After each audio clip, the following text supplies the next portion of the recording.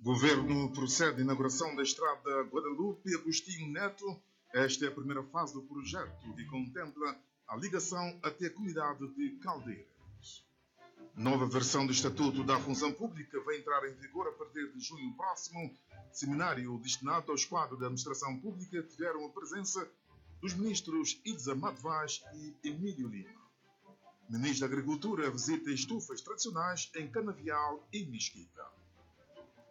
São Tomé e Príncipe, no quinto lugar do PIB da África Central, revela estudo do Fundo Monetário Internacional.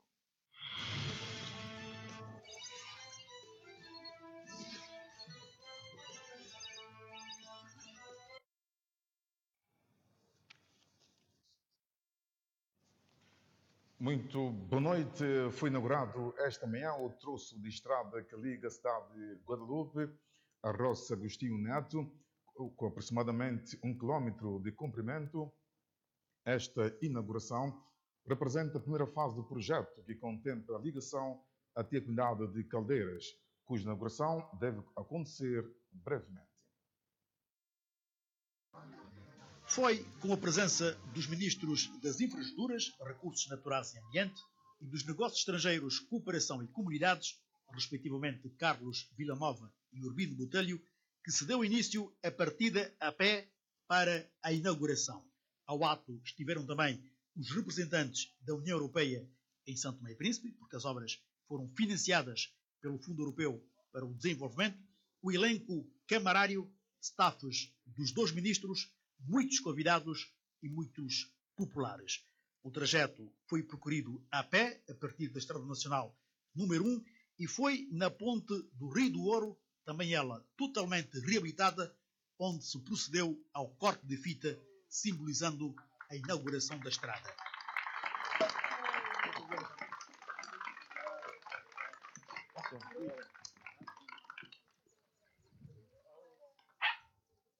Um pouco mais acima, no largo do portão principal, também ele totalmente reabilitado, foi onde se procedeu aos festejos da inauguração, com muitos populares a aguardarem a chegada do elenco governamental, com muita música, mistura e os arranjos da banda de música convidada para a festa que ia seguir. O ministro Carlos Vilamova até se perdeu nos adjetivos para classificar a nova estrada. Enumerou as obras em curso e as que se seguirão e do projeto de energia elétrica para combinar com as novas vias de acesso. Nós estamos a celebrar a cerimónia de uma estrada que é muito útil, robusta, bem constituída e que nos vai facilitar a vida a todos, a quem vive aqui e a quem vem para vos visitar. Ela não acaba aqui, ela vai até Caldeiras, toda a gente sabe. O outro troço está em obras. E o que nós vamos fazer nessa zona também não acaba aqui, não acaba com a estrada. A energia completamos, foi aqui dito. Caldeiras também terá energia muito brevemente. Brevemente também o troço até Água Coimbra será lançado. Tanto como vocês veem, a ligação em termos de produção e facilitação da vida das pessoas vai ser muito melhorada aqui nessa zona. O ministro tomou exemplo da estrada que agora inaugura para lembrar de outras obras que devem ser concluídas até o fim da presente legislatura, para o bem das populações, principalmente as do meio rural, destacando o sector da energia elétrica.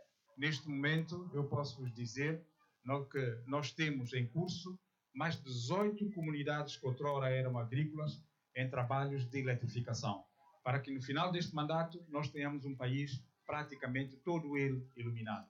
E quando acabarmos esse trabalho, no final deste ano, nós teremos na ordem de 98% do nosso país coberto em energia elétrica. São Tomé e Príncipe, coberto em energia elétrica. É um feito...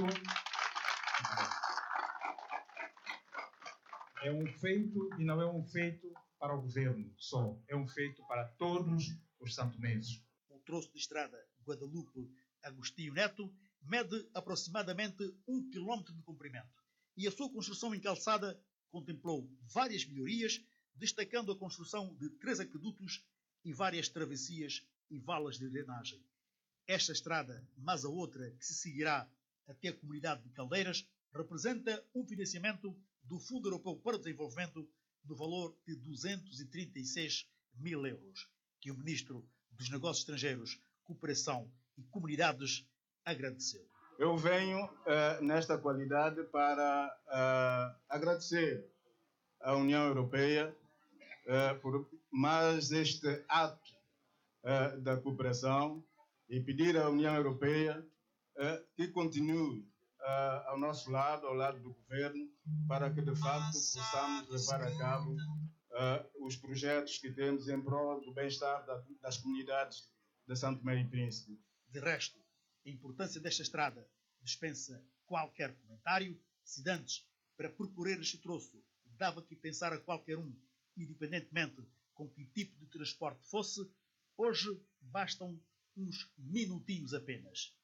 E tendo essa estrada hoje, ela irá facilitar a comunidade de Agostinho Neto e não só, também outras comunidades que estão muito próximas de Agostinho Neto, como Rio de Ouro, como também Caldeira, como Água Coimbra, como Casa Campo, por aí fora. Por aí fora, do presidente da Turquia diz respeito a um conjunto de benefícios que a estrada agora feita representa para todas as comunidades vizinhas, para os agricultores destas comunidades e não só pela importância que a própria Roça Agostinho Neto goza desde há muito tempo.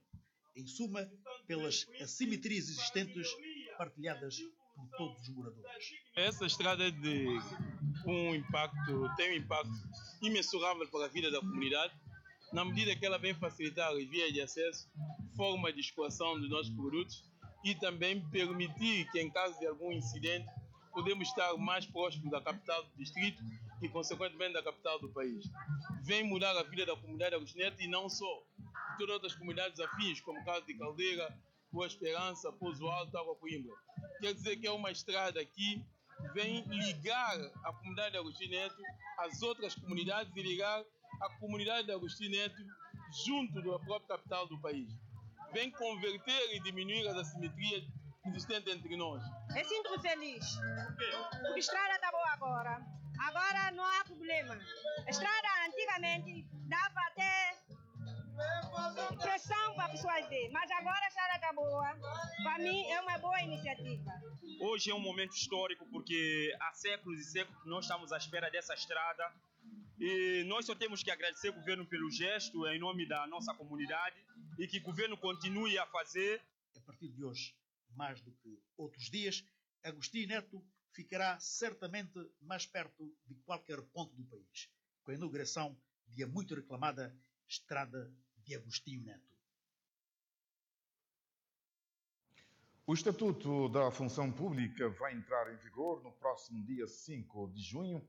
A informação foi revelada esta quarta-feira num seminário destinado aos quadros da administração pública em que estiveram presentes os ministros da Justiça, Administração Pública e Direitos Humanos, Ilza Vaz, e do Emprego e Assuntos Sociais, Emílio Lima.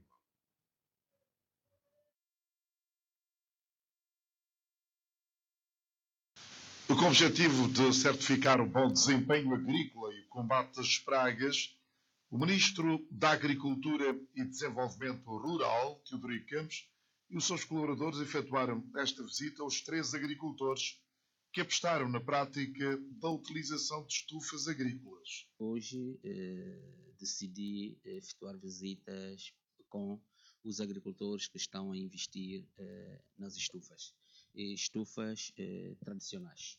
E, portanto, como vocês puderam dar por conta, nós visitamos uma estufa na zona de Canavial e 2 aqui na Mesquita, todas elas com materiais locais, mas o que o governo quer é encorajar os agricultores na melhor tecnologia de produção, porque com a alteração de mudanças climáticas, também os preços das hortaliças têm disparado no nosso mercado e logo temos que dar uma maior atenção aos agricultores. Para o Ministro, as estufas têm tido bons resultados e a baixo custo. As estufas que nós construímos através do parceiro com PNUD no âmbito de mudanças climáticas. Esses têm trazido bons resultados. Tem havido ainda sempre o acompanhamento da equipa do KDR e também mesmo da Direção da Agricultura, mas, todavia, temos a que também dar atenção nos agricultores que já têm iniciativas de estufas locais. E essas estufas, de qualquer forma, têm menos custo. Nós podemos ver que as estufas, as últimas 2 estufas que nós visitamos, elas são rentáveis. Portanto, o governo vai engajar para ajudar esses agricultores e não só todos estes que têm essa iniciativa. Segundo os agricultores, a visita do ministro é boa e oportuna e serve para o mesmo inteirar-se do seu funcionamento. Mais uma vez recebo aqui o ministro da Agricultura e é sempre bem, ou seja, é sempre bom, porque o ministro, quando vem aqui, é para ver que nós, os agricultores, estamos a trabalhar como parceiro do governo, onde nós identificamos e vamos em busca de possíveis soluções, como, por exemplo, é o caso do abrigo que estão a ver, porque o governo tem estado empenhado na construção das estufas, onde não tem sido caro, tem sido muito caro, mas com a construção desse abrigo, qualquer um agricultor, desde que tenha a vontade e com um pouco da ajuda, pode ter a sua produção abrigada. Como puderam ver aqui, temos aqui plantação dentro desse abrigo e essas plantações ainda estão na fase inicial da produção e os resultados já são visíveis, porque se o governo apostar nesses materiais como plástico, rede, nós aqui dentro do nosso país podemos buscar bambu, madeira bruta e construir novos abrigos. Estou a lutar meus meios para ver se eu conseguisse alguns fundos, de maneira que, caso se eu tivesse, tá vendo? Eu não teria assim, teria melhor, conforme eu havia dito, mandei importar as redes, mas só me chegou uma, não chegou as outras. Mas se tivesse recurso, eu já teria, porque a rede já está aqui 4 meses, então procurava outro investidor, enviaria uma rede, então estaria tudo descoberto, que não tivesse propagação da praga. E mesmo o tratamento a produtos, esse produto fica caro, até esses bichos que estão por ficar as madeiras. Mas os recursos neste momento que eu tenho são escassos. Não foi fácil construir, porque tem que se buscar material no mato, não sei o que, não sei o que lá. E foi um trabalho grande. Bom, primeiro nós fizemos uma cultura de tomate, mas com falta de experiência não deu como nós queríamos. Depois isso é a segunda cultura que nós fizemos agora, que é pimentão, e está bem. O resultado está sendo muito favorável mesmo. O titular da pasta da Agricultura deixa uma mensagem de encorajamento aos agricultores que abraçaram esta iniciativa e aconselha aos outros a aderirem à utilização de estufas agrícolas. O que eu quero é encorajar os agricultores, porque nós sabemos que a agricultura não é comércio. A agricultura tem próprio o seu dom e nós sabemos que todos aqueles que investem na agricultura têm um mercado, que é a população.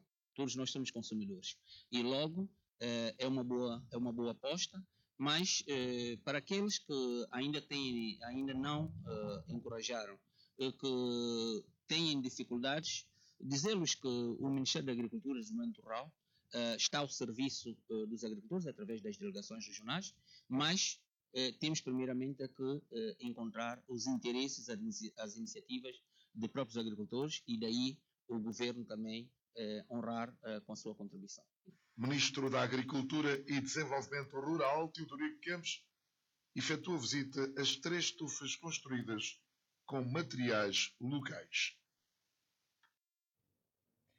O Ministro da Agricultura e Desenvolvimento Rural, a realizar esta quinta-feira uma visita de trabalho a 3 tradicionais estufas nas comunidades de Canavial e Mesquita. Agora sim, vamos para a peça que temos feito referência. A nova versão do Estatuto da Função Pública vai entrar em vigor no próximo dia 5 de junho.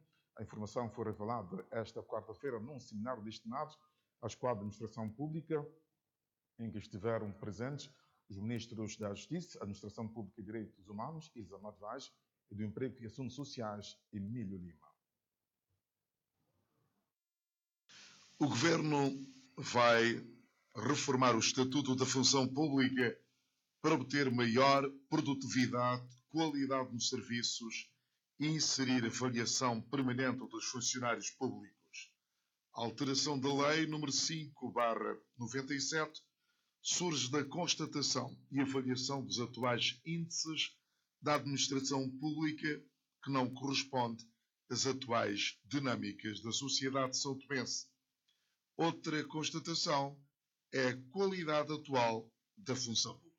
Confirmam a ideia que no estado do funcionamento da administração pública é difícil garantir a concretização do crescimento das atividades e de investimentos nacionais ou estrangeiros, bem como a persecução dos grandes desafios de desenvolvimento econômico e social do país. O Ministro do Emprego e Assuntos Sociais realça 12 aspectos importantes desta reforma.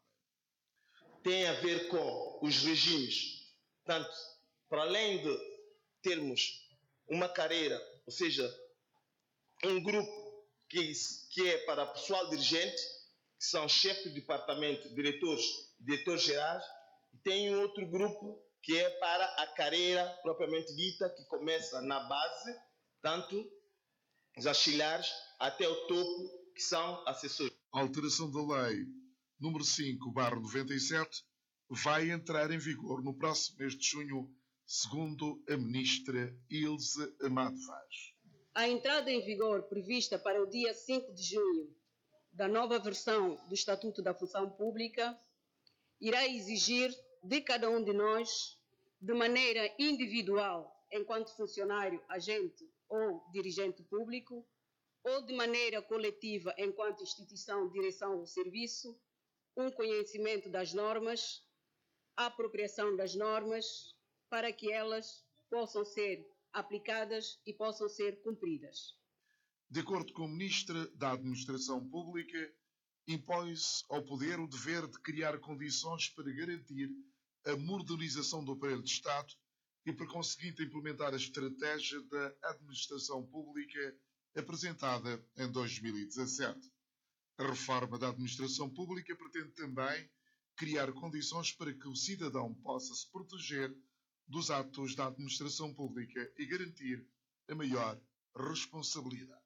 Sendo que, para o efeito, está previsto no projeto de lei de organização e funcionamento do sistema judiciário a criação de um tribunal administrativo e tributário e ainda, no âmbito do processo da reforma legal que está sendo levado a cabo, prevê-se para breve o início do processo de reforma, sendo revisão ou elaboração de algumas leis, tais como o Código Administrativo, o Código do Processo Administrativo, o Código do Procedimento Administrativo, Contencioso Administrativo e a Lei Orgânica dos Tribunais Administrativos e Fiscais.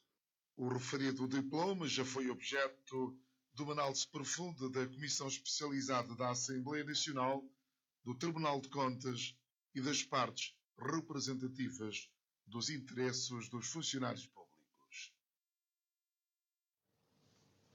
Estivemos com a notícia que faz referência ao novo Estatuto da Função Pública, nova versão, que vai entrar em vigor a partir do dia 5 de junho próximo.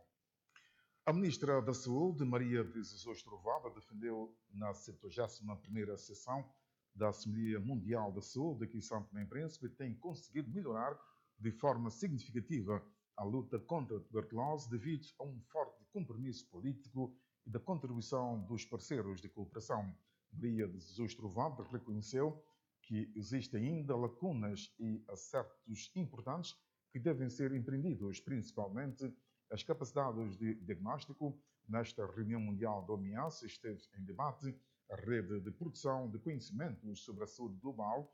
A titular da Paz da Saúde afirmou ainda que, durante o seu discurso, que São Tomé e Príncipe está determinado na promoção de oferta de cuidados de saúde de qualidade, na formação de especialistas nacionais, melhoria das infraestruturas de saúde, modernização de equipamentos, a informatização do sistema de diagnóstico e melhoria do processo de prescrição médica. São Tomé e Príncipe ocupa o 5º lugar do Produto Interno Bruto PIB per capita da África Central. De acordo com um estudo publicado pelo Fundo Monetário Internacional, Guiné Equatorial se destaca na primeira posição do ranking 2017 dentre os 9 países da sub-região africana.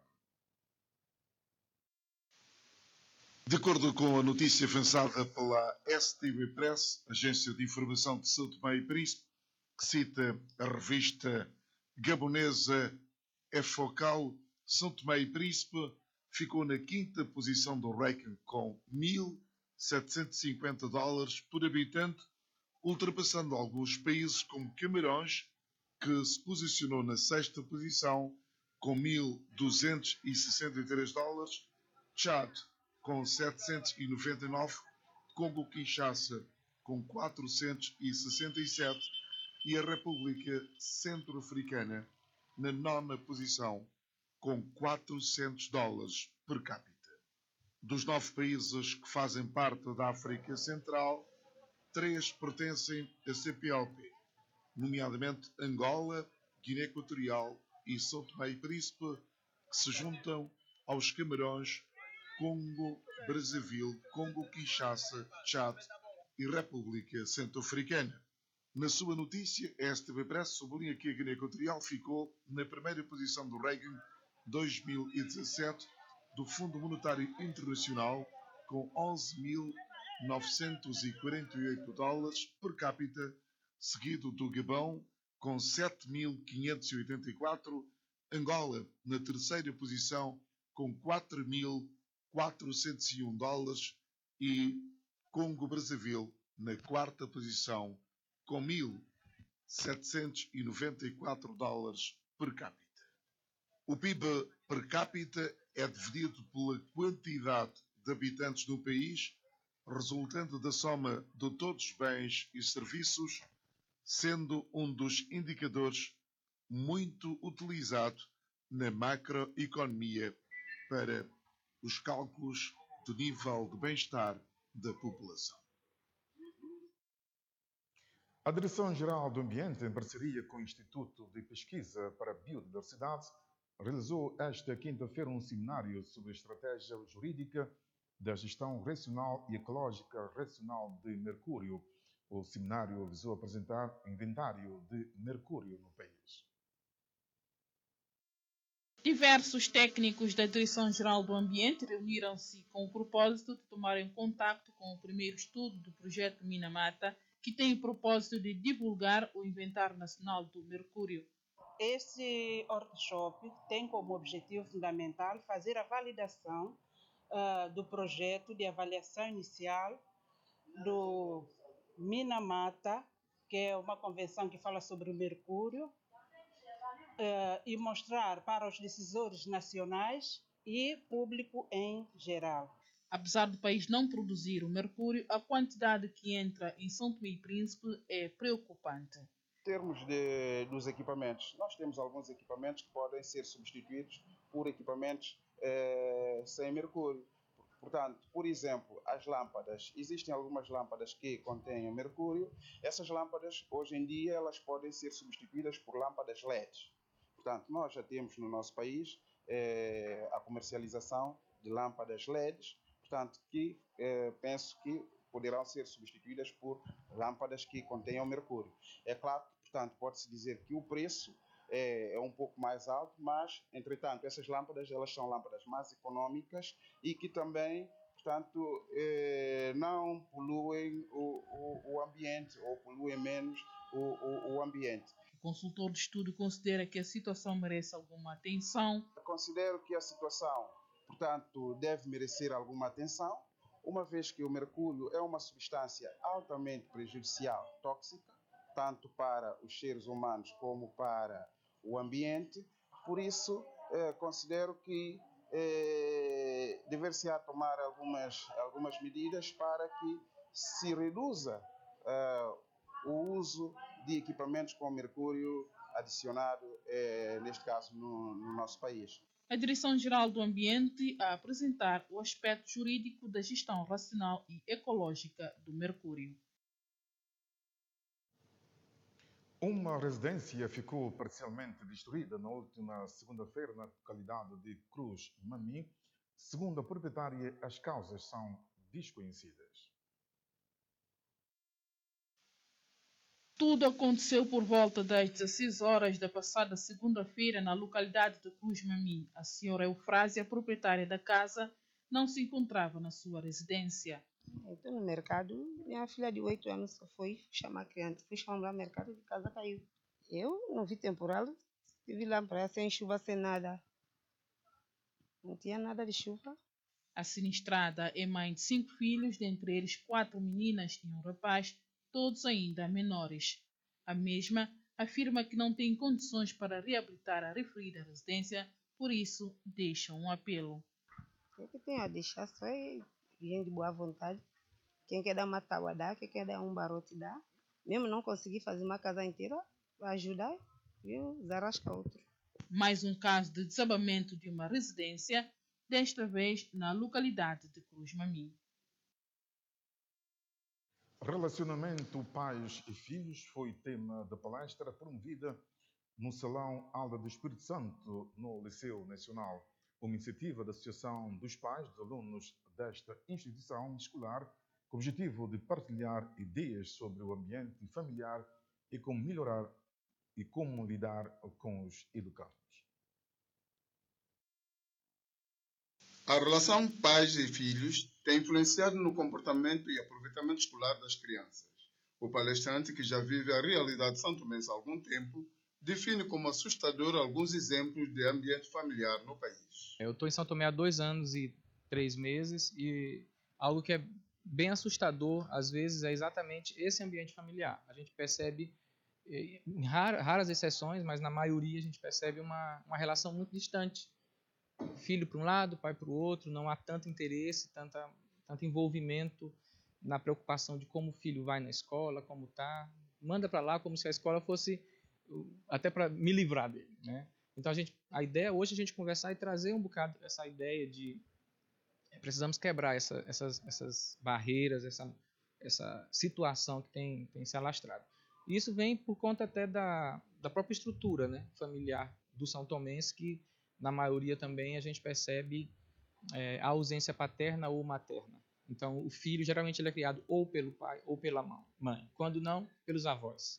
Então, há essa quebra aí no seio familiar. Mas isso não é o maior problema, porque eu posso ser criado pela minha avó, pelo meu pai, mas tem que ser bem criado. Para a Associação dos Pais encarregada da educação dos alunos do Liceu Nacional, um dos principais objetivos é tentar aproximar mais os pais daquilo que é a vida escolar dos alunos. Para que, se nós formos ver a caminhada dos pais hoje em dia, não é a mesma que há 10, 15, 20 anos atrás. Nós sabemos que hoje em dia os pais, quando falo os pais, falo o pai e a mãe, ambos deixam a casa pela manhã e muito poucos regressam a casa no período intermediário, falo das 12 horas, e regressam a casa muitas vezes depois das 18, 19, 20 e não têm um acompanhamento propício com os filhos. E o resultado é o que mais ou menos vemos na sociedade, aquilo que é o comportamento dos nossos estudantes, nossos filhos, hoje em dia. Então, nós estamos aqui justamente para tentar ajudar os pais a despertar naquela parte que está em falta. A palestra vem apoiar os pais na forma como devem lidar com os seus filhos. E essa palestra vem nos ensinar mais como nós podemos cuidar dos nossos filhos, não só dentro da nossa sociedade, como também na nossa família. Bom, vai me ajudar mais em casa a conversar mais com minha filha e tentar também preservar meu lar como pai. Os alunos acham igualmente importante a iniciativa e justificam por quê. A nossa sociedade hoje está em condições que está por causa disso, falta de um bom relacionamento entre pai e filho. O filho não vê o pai como seu ponto seguro, ou seja, o filho, em vez de ter respeito pelo pai, passa a ter medo, e o que não é nada bom. Nós devemos encarar o nosso pai como o nosso refúgio. Ao invés de ter medo, devemos passar a ter respeito. E uma vez que eu respeito o meu pai, eu sinto-me, ao contar para ele um mal que eu cometi, eu sinto-me seguro. Agora, quando eu tenho medo dele, eu se chegar a contar para ele é pelo fato de ter medo de não levar porrada. Pais encarregados de educação dos alunos do Liceu Nacional analisam em palestra o relacionamento pais-filhos na sociedade santomense.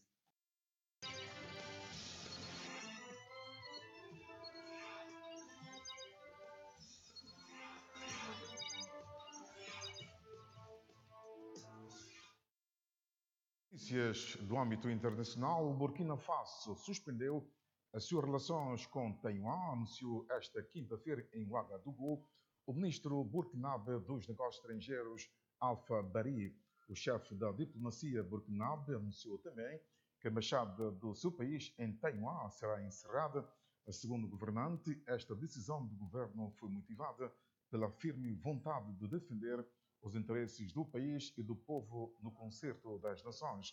A decisão visa também estabelecer melhores parcerias a fim de consolidar o desenvolvimento socioeconômico de Burkina Faso, concluiu o diplomata burkinabé. A Organização Mundial da Saúde lançou um alerta sobre a situação de ébola no país. Desde maio morreram pelo menos 27 pessoas e mais de 50 casos confirmados ou suspeitos. A República Democrática do Congo está no fio da navalha epidemiológica. O alerta vem da Organização Mundial da Saúde. Desde 20 de maio, pelo menos 27 pessoas morreram no noroeste do país devido a um surto de ébola. Na segunda-feira, foi lançada uma campanha de vacinação na cidade de Mbandaka. Usei a expressão de que estávamos no fio da navalha epidemiológica desta resposta. As próximas semanas dirão se este surto vai alastrar-se a outras áreas ou se seremos capazes de mantê-lo sob controlo, informou o vice-diretor-geral da Prontidão e Reação de Emergência da OMS. A Organização Mundial de Saúde enviou já 8.500 doses de vacina contra o vírus ébola para a República Democrática do Congo. De acordo com um comunicado do Ministério Congolês da Saúde, há mais de 50 casos confirmados ou suspeitos. Este é o 9º surto de ébola desde que apareceu pela primeira vez no país em 1976. O presidente norte-americano Donald Trump está a considerar a imposição de tarifas de 25% sobre automóveis estrangeiros. A medida representa uma ameaça considerável para construtores alemães de viaturas de luxo.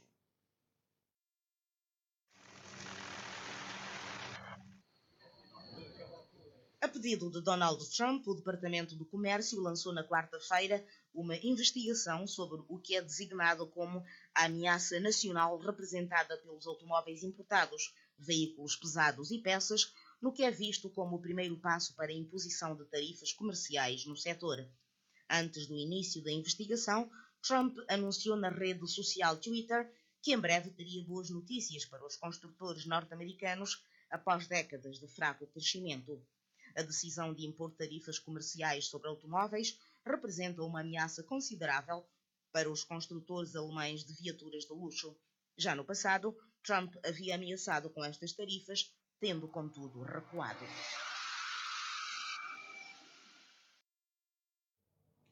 Giuseppe Conte era, até bem pouco tempo, um desconhecido. Foi agora indigitado para formar governo, mas provável composição do executivo inquieta a União Europeia. Até há pouco desconhecido do grande público e sem experiência política prévia, Conte é o novo primeiro-ministro de Itália, depois do presidente Sergio Mattarella ter aceito a sua nomeação, apesar das dúvidas suscitadas pelo perfil do jurista de 54 anos e da polémica acerca de eventuais falsidades no seu currículo. Conte aproxima-se agora à formação do governo entre o populista Movimento 5 Estrelas de Luigi Di Maio e a extrema-direita da Liga de Matteo Salvini.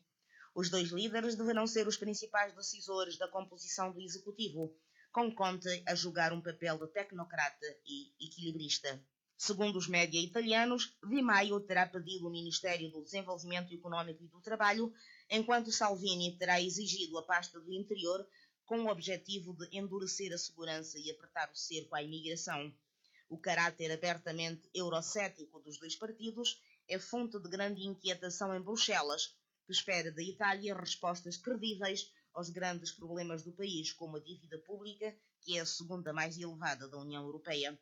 O governo apresentado por Conte deverá ser submetido na próxima semana ao voto de confiança na Câmara dos Deputados e no Senado italiano. Veja, depois de intervalo, Porto Alegre vai acolher o 5º Campeonato Nacional de Surf e não perca ainda, Euclides Cabral lança Distância, seu primeiro álbum discográfico.